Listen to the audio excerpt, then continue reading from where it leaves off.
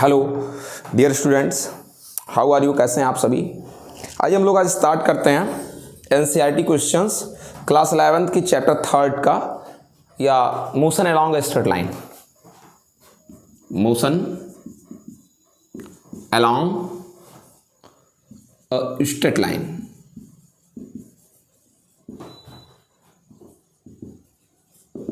ऋजुरेखीय पथ पर गति।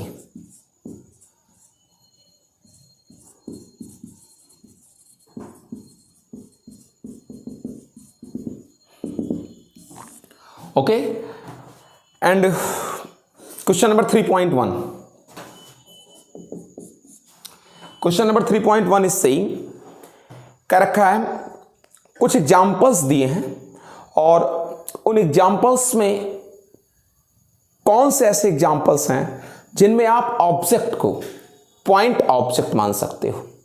वस्तुओं में से कौन सी वस्तुएं हैं जिनको आप बिंदु वस्तु मान सकते हो। पहला क्वेश्चन है इसका, दो स्टेशनों के बीच बिना किसी झटके के चल रही कोई रेलगाड़ी। दो स्टेशन हैं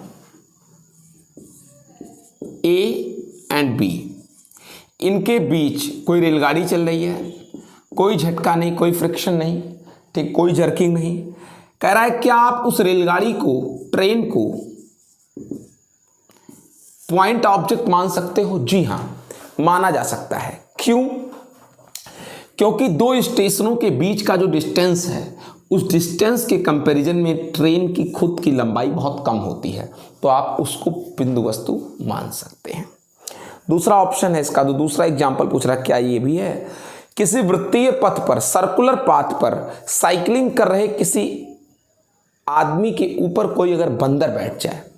मान लीजिए कोई सर्कुलर पाथ है, इस सर्कुलर पाथ पर साइकिलिंग कर रहा है कोई आदमी।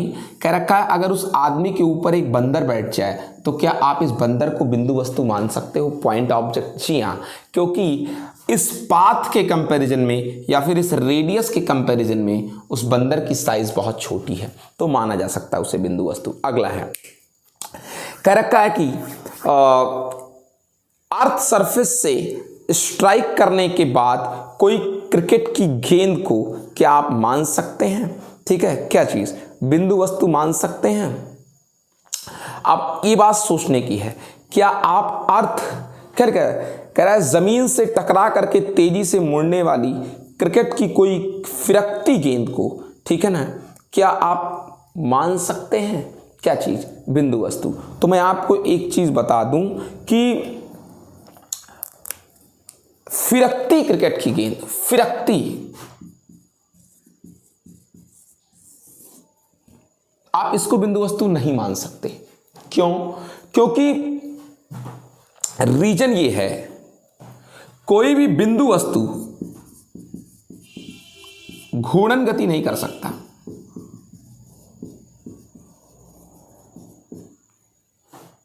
ठीक है ना, सबसे बड़ी चीज यही है। तो फिरकती क्रिकेट की गेंद जो ऐसे ऐसे ऐसे ऐसे घूमे, उसको आप पॉइंट ऑब्जेक्ट नहीं मान सकते। समझ सके इस चीज को। रोटेशनल जो मोशन करे वो पॉइंट ऑब्जेक्ट नहीं है। अगला है,